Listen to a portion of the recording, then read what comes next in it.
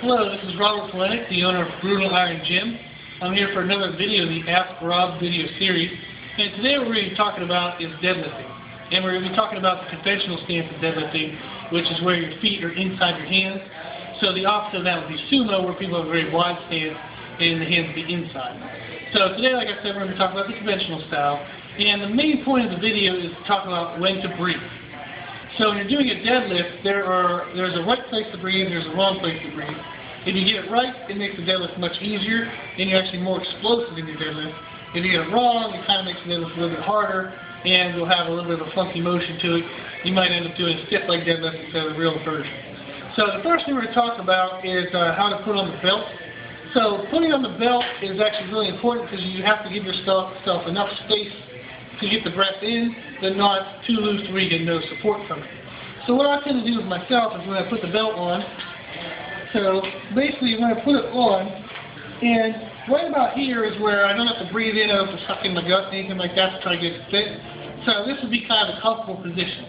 So what you'll see oftentimes with people is when they try to put a belt on, they'll get it here, and they take a big breath, they pull this thing like crazy, and then you'll see them wiggle it, and they finally get these little prongs in the belt, and now it's on, but it's ridiculously tight.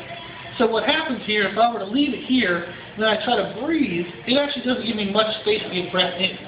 So it's kind of pushing up on my lungs can't really expand. So what I want to do from that position is actually make it one looser. So what I want to do is loosen up a little bit to where I can actually talk and breathe now. So it's not so loose where it's sliding around, it's snug enough to where it'll stay in place, but now I have room to breathe. So in general, you should be able to fit. You can see it's a little bit loose. You can fit a finger or two in there. It should be so tight you can't breathe. Once you have it here, this is the right place to start with the belt. So now the next thing I want to do is down here, we already have a bar set up for myself. So when I want to do a deadlift, the whole point of a deadlift is if you're trying to move maximum amount of weight, or if you're trying to do a moderately heavy weight for a lot of reps, you have to be pretty intense to do that. So a deadlift is a very difficult exercise to do. It's very taxing on the body. So you want to make sure you're in the right frame of mind when you do it. So what I tend to have people do is I have them start away from the bar. So if you walk up to the bar and then you try to get your mindset, they tend to overanalyze everything. So when they're too close to the bar, they hold on to the bar too long. They kind of think of too many things at once. So what we want to do is we want to think about what we're supposed to do away from the bar, and then when you walk up to the bar, you just do everything right in order. So it's not the time to think of it, it's the time to actually do the stuff.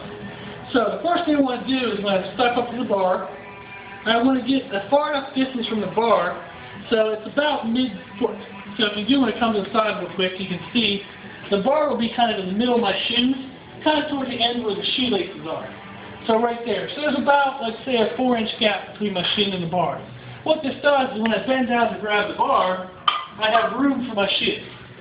Okay, so now my shins are pretty much right next to the bar. If I stand up real close like this, when I go to bend down, I'm going to push the bar away from me. So that's kind of what happens.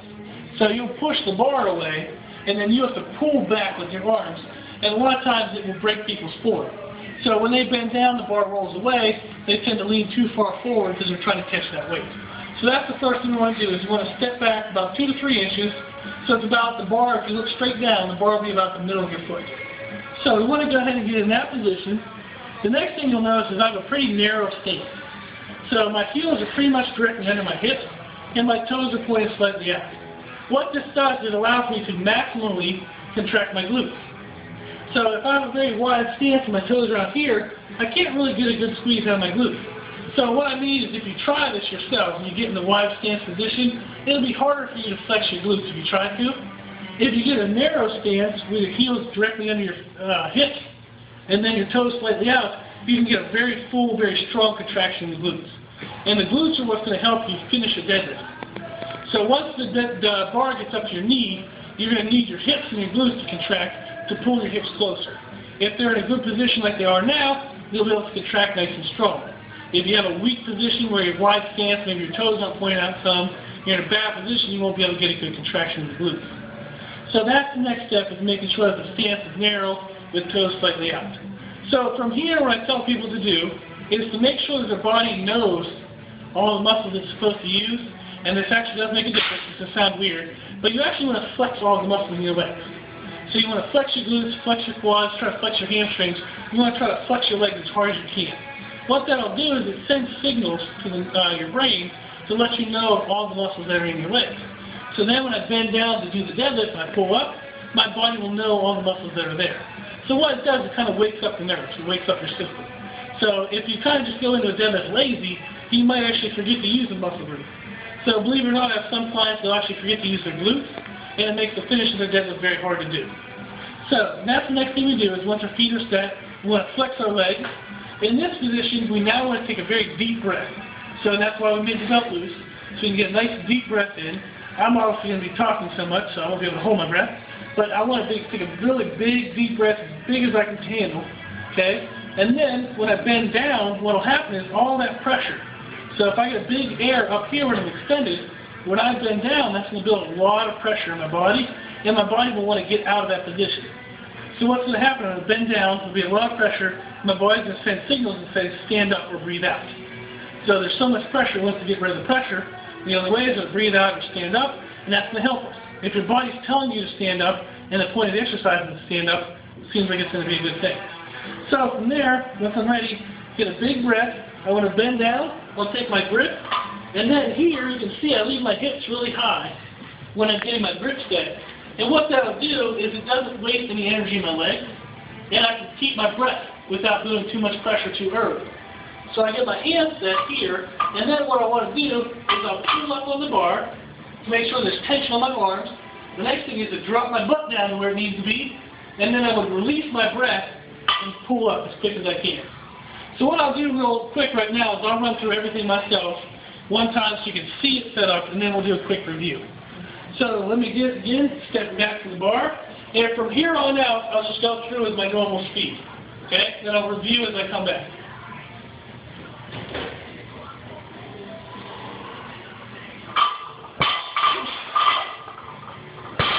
Like that. So you can actually see, if you might check it out, I actually picked up the bar before I deadlifted, so I might need a little more weight on here. But that's the idea. So I stepped up to the bar, I had my feet set with narrow stance under my hips, toes slightly out. Then I flexed my legs to make sure everything was in position, took a big breath, I bent down, got my hands set, dropped my butt, and then I breathed out at the bottom. And that's what we want to do. Now that we went through all the setup, that's the most important part of the video, is where to breathe. Okay? For me, my weakness is at the bottom of the deadlift. Usually if I can get anything off the floor, I'll be able to finish it. So to help me get off the floor is when I have to breathe, is trying to get off the floor. Some of the people I work with, they might have the ability to get the weight off the floor, and then they kind of putter out or die in the middle. They have a problem locking out the deadlift, and that's where they would want to breathe.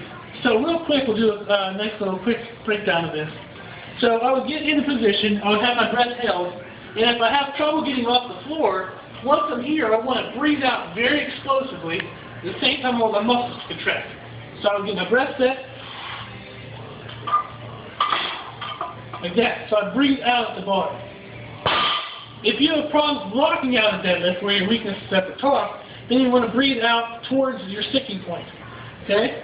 So I'll get myself set, big breath in, I'll come up to about here, then if this is my normal sticking point, I want to be very explosive, and breathe out, and then finish the lift. So the idea is to breathe out right before you're normally in your weakest position. So if my weak position is at the floor, I want to breathe out as soon as I want to contract my muscles and get the bar off the floor. If my weakness is in the middle of the lift, I want to breathe out, and it's usually right around the knee level, is you want to breathe out right before you hit your weakness. Okay? So a quick review of everything is start away from the bar. So I'll start back here.